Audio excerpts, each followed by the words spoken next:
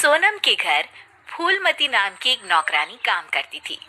उसके नए नक्श बहुत सुंदर थे, बस रंग से वो काली थी। एक दिन, सोनम दीदी, आप कितनी सुंदर है और इतनी गोरी भी। काश मैं आपके जैसी गोरी होती।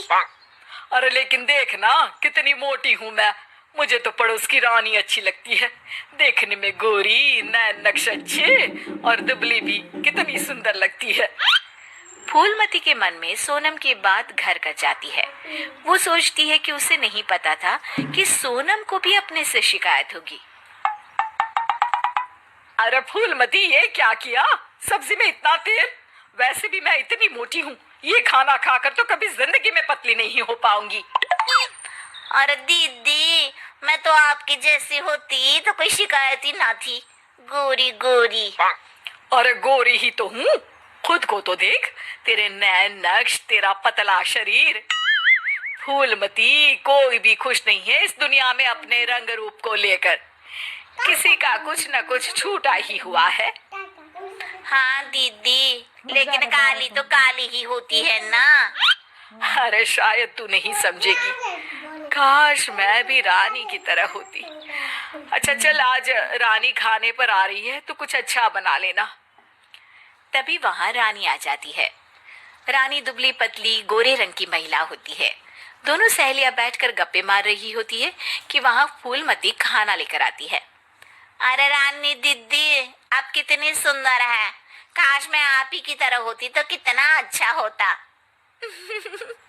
शुक्रिया फूलमती, लेकिन तुम्हारे नए नक्श तो बड़े ही तीखे हैं। हाँ दीदी, लेकिन हूँ तो काली ही ना। वैसे तो मैं भी वो सामने वाली वंदना को देखकर सोचती हूँ कि काश मैं उसके जैसी होती। है दीदी, आप भी अपने से खुश नहीं?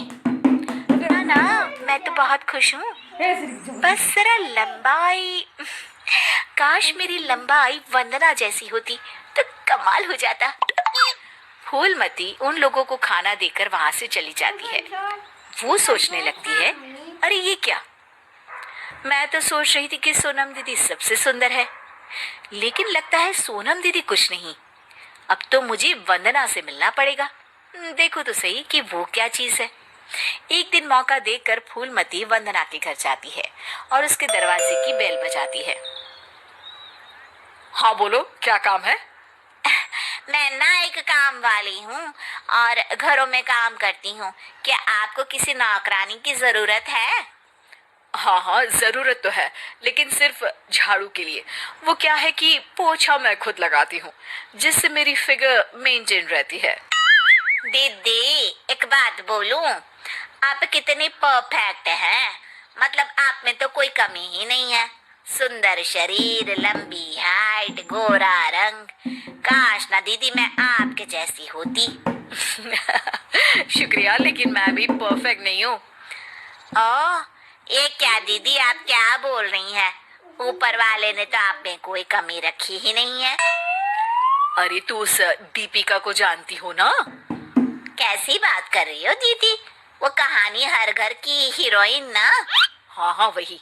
उसकी त्वचा देखी है, कैसी दमकती चमकती, और कमर तो कितनी पतली है, हाय। पर दीदी, वो तो हीरोइन है, हीरोइन। वो तो पैदा ही ऐसी हुई होगी।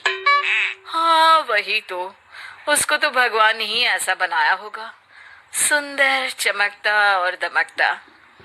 फूलमती सोचने लगती है, अरे ये क्या, आकांक्षाओं का कोई अंत ही नहीं है। कोई खुश नहीं है खुद से। हर किसी को किसी और जैसा दिखने की चाह है। अब तो किसी न किसी तरह दीपिका से मिलने जाना होगा, लेकिन कैसे? फूलमती एक दिन दीपिका के घर जाती है, जहां उसका बॉडीगार्ड दरवाजा खोलता है। कौन हो तुम और यहाँ क्यों आई हो? मैं ना मैडम से मिलने आई हूँ, कोई बात करनी थी। अरे चलो चलो यहाँ से, ये कोई धर्मशाला नहीं है जो बात करने के लिए आ गई मैडम से। तभी वहां दीपिका आ जाती है। अरे भैया आने दो, फैन होगी मेरी। फूलमती दीपिका के पीछे पीछे उसके घर के अंदर चली जाती है। मैडम, आप तो इतनी सुंदर हो जैसे कि कोई गुड़िया। हाय हाय, त्वचा तो ऐसी जैसे कि मोम। मैडम, काश मैं आपकी जैसी होती। अरे मैं काफी परेशान हूँ अपने रंग रूप को लेकर। एक ही जिंदगी और उसमें भी भगवान ने मुझे ऐसा बना दिया। दीपिका को फूलमती की बात परेशान कर देती है। वो उसे पास बिठाती है और फिर कहती है, देखो, मैं भले ही सुंदर हूँ, लेकिन उसे बरकरार रखने के लिए मुझे बहुत मेहनत करनी पड़ती है। मतलब मेहनत क्यों और कैसे? मैं खाने पीने में हर वो चीज नहीं खा सकती जो तुम खा सकती हो।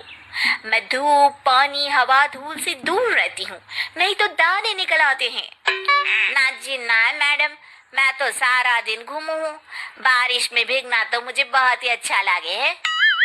अरे महंगी महंगी क्रीम, पाउडर जिस दिन मैं लगाना छोड़ दूँ ना, तो देखो कैसी बुढ़िया सी शक्ल हो जाएगी मेरी।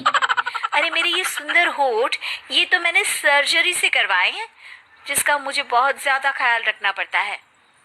दीपिका की बात सुनकर फूलमती वहां से निकल जाती है, वापस आती है सोनम के पास और काम करने लगती है। अरे फूलमती, क्या हुआ? आज बड़ी खुश लग रही है। हमेशा तो परेशान सी रहती थी, अब किसके जैसा लगने की चाह है? किसी की तरह नहीं दीदी, भगवान ने तो मुझे बहुत ही अच्छा बनाया है। मेरे जैसे नैन, नक्श और काया हर किसी को नहीं मिलती।